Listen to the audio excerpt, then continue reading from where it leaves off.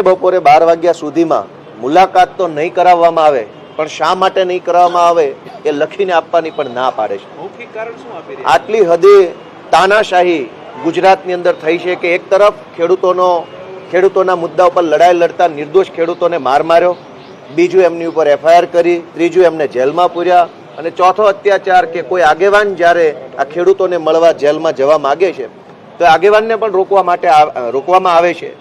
આ ગુજરાતમાં ભાજપની તાનાશાહીની હદ થઈ ચૂકી છે. આ તાનાશાહી, આ ગુંડાગીરી, સત્તાના અભિમાન સામે અમે બધાએ એકજૂટ બની અને લડી રહ્યા છીએ. જેલમાં જે ખેડૂતો બંધ છે એમની સાથે અમારો પૂરેપૂરો સપોર્ટ છે.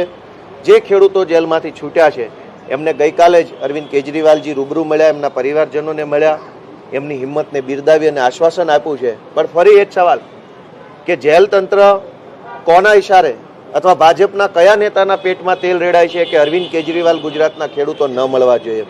મારે ભાજપની કોઈ કારણ જેલમાં મળવા જવા નહીં દેવાનું કોઈ કારણ અત્યાર સુધી આપવામાં આવ્યું નથી. બસ નહીં મળવામાં આવે.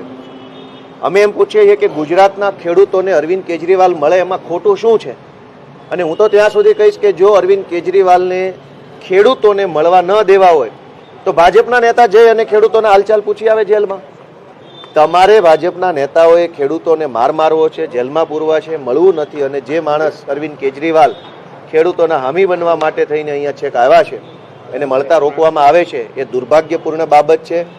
અમે જેલમાં બંધ રાજુભાઈ કરપડાના પિતાશ્રી છે એમના માધ્યમથી મુલાકાતની કોશિશ કરી રહ્યા છે, તો એ મુલાકાત માટે પણ યોગ્ય જવાબ આપવામાં આવતો નથી. કુલ મળીને દાદાગીરી ઉપર ભાજપની સરકાર ઉતરી આવી છે. ખેડૂતો ઉપર જુલમ કર્યા પછી ખેડૂતોને નહીં મળવા દેવા માટેના તમામ પ્રયત્નો થઈ રહ્યા છે.